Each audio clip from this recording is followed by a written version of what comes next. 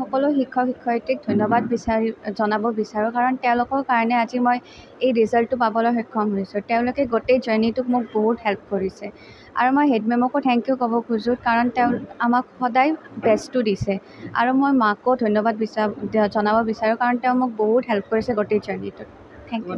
Jatin Das, Diparani Hazarika Das, little flower স্কুলতে।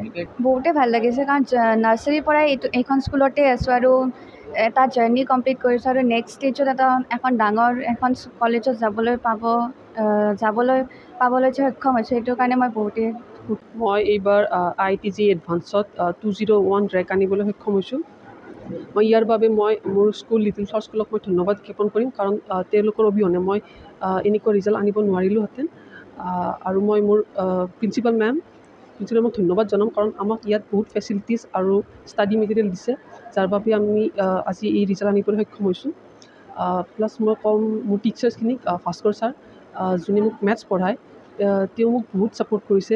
মই ষ্টাৰ্টিঙত মেথছত week আছিলোঁ বাট ছাৰে মোক হেল্প কৰি ইমপ্ৰুভ কৰিলে আৰু ছাৰে আমাৰ বাবে যথেষ্ট কষ্ট কৰিছে। আৰু তাৰপিছত মই ক'ম মোৰ কেমেষ্ট্ৰি ছাৰ লক্ষী ছাৰ, তেওঁ বহুত ভাল হয়, তেওঁ আমাক কেমেষ্ট্ৰিত বহুত হেল্প কৰিছে। আৰু এইফালে ফিজিক্সৰ ফাৰুক ছাৰে ফিজিক্সখন এখন কনচেপচুৱেল ছাবজেক্ট হয় বাট ফাৰুক ছাৰে বহুত ইজিলি আমাক ধুনীয়াকৈ পঢ়াই দিছিলে, তো আমাৰ কনচেপ্টবিলাক বহুত ক্লিয়াৰ হৈ গ'ল।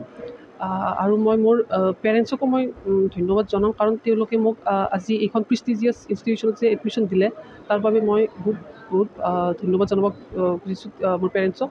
আৰু মোৰ পেৰেণ্টছে মোৰ বাবে বহুত ছেক্ৰিফাইচ কৰিছে, তো সেই আৰু মোৰ দেউতাৰ নাম শ্ৰী ৰমেশ বিশ্বাস, মাৰ নাম ৰঞ্জু বিশ্বাস। মই লিটিল ফ্লাৱাৰৰ পৰাই কৰিছিলোঁ।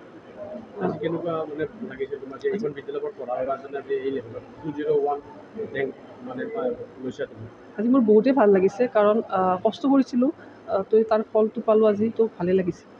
আৰু মোৰ ফ্ৰেণ্ডছখিনিকো মই ধন্যবাদ জনাওঁ কাৰণ তেওঁলোকে মোক সদায় মটিভেট কৰিছে। মই কেতিয়াবা ডিমটিভেট হৈ যাওঁ আৰু তো ষ্টিল তেওঁলোকে মোক মটিভেট কৰি ৰাখিছে আৰু যাতে মই আৰু ভাল কৰোঁ ৰিজাল্টত। তো আজি আমি সঁচাকৈ বৰ গৌৰৱান্বিত যে আমাৰ স্কুলখন আজি 45 ইয়াৰ্ছ হ'ল। 45 ইয়াৰ্ছৰ পাৰ হৈ গ'ল। 1980তে আমাৰ স্কুলখন প্ৰতিষ্ঠা হৈছিল। ইয়াৰ পিছৰ পৰাই আমাৰ যেতিয়াৰ পৰা HSLC পৰীক্ষা দি আছে প্ৰতিবাৰে ইমান ভাল ফলাফল দেখুৱাই আছে যে প্ৰতিবাৰে তেওঁলোকে পজিশ্যন পাবলৈ সক্ষম হৈছে। অকল এজন ষ্টুডেণ্টেই সক্ষম হোৱা নাই, তাত কেইবাবাৰো 7জন, 5জন, 4জন, 3জন এনেকৈ সক্ষম হৈছে। এই যে আমাৰ যাত্ৰাটো আমি সফলতাৰে আগুৱাই নিব পৰাৰ কাৰণে আমাৰ আচলতে এইটো অকল মোৰেই ক্ৰেডিট বুলি মই ক'ব নোখোজোঁ। আমাৰ যিবিলাক শিক্ষক শিক্ষয়িত্ৰীয়ে এইবিলাকত লাগি আছে, শিকাই আছে, সেই তেওঁলোককো এই ক্ষেত্ৰত বহুত অৱদান আছে। ইয়াৰ পিছতো আমি এতিয়া যিহেতু হায়াৰ ছেকেণ্ডেৰী আৰম্ভ কৰিলোঁ, হায়াৰ ছেকেণ্ডেৰীৰ লগত ইণ্টিগ্ৰেটেড কোচিং আৰম্ভ কৰিলোঁ আৰু ইণ্টিগ্ৰেটেড কোচিংটো আৰম্ভ কৰোঁতেও আমি ভয় খাইছিলোঁ যে নলবাৰীৰ দৰে জেগাত আমি ভাল বাহিৰৰ পৰা ফেকাল্টি আনি ভাল ৰিজাল্ট কৰোৱাব পাৰিম নে নাই। কিন্তু মই সেইফালৰ পৰা গৌৰৱ, আমাৰ যিকেইজন ফেকাল্টি আছে তেওঁলোকক যথেষ্ট কষ্ট কৰিছে ভাল ৰিজাল্ট কৰাৰ কাৰণে আৰু আমিও অনবৰত তেওঁলোকৰ লগত ছাৰ দৰে লাগি আছোঁ যাতে তেওঁলোকে ভাল ৰিজাল্ট কৰিব পাৰে আৰু আজি আমি সফল হোৱা বুলি অনুভৱ কৰিছোঁ।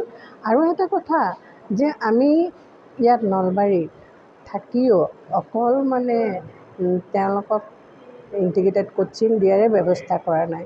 ইণ্টিগ্ৰেটেড কোচিঙৰ কাৰণে যিখিনি প্ৰয়োজন তেওঁলোকৰ স্মাৰ্ট বৰ্ডৰ পৰা আৰম্ভ কৰি তেওঁলোকৰ লেবৰ পৰা আৰম্ভ কৰি গোটেইখিনি সুবিধা আমি দিব পাৰিছোঁ বুলি আমি গৌৰৱ অনুভৱ কৰিছোঁ।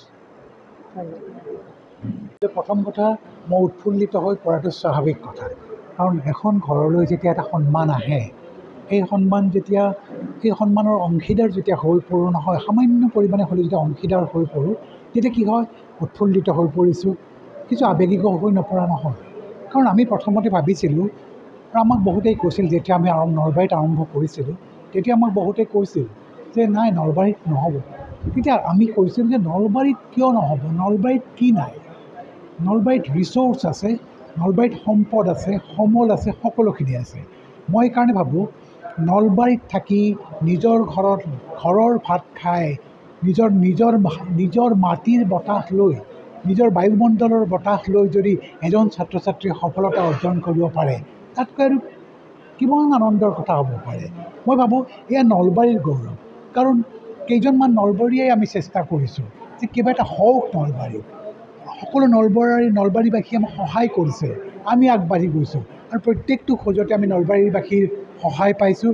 সকলো নলবাৰীবাসীক আপোনালোকৰ জৰিয়তে সেৱা জনাইছোঁ যে নলবাৰীবাসী ৰাইজ, আপোনালোকৰ বাবেই লিটিল ফ্লাৱাৰ স্কুলৰ এই দুগৰাকী বা কেইগৰাকীমান ছাত্ৰ ছাত্ৰীয়ে আজি ৰাষ্ট্ৰীয় পৰ্যায়ৰ অতি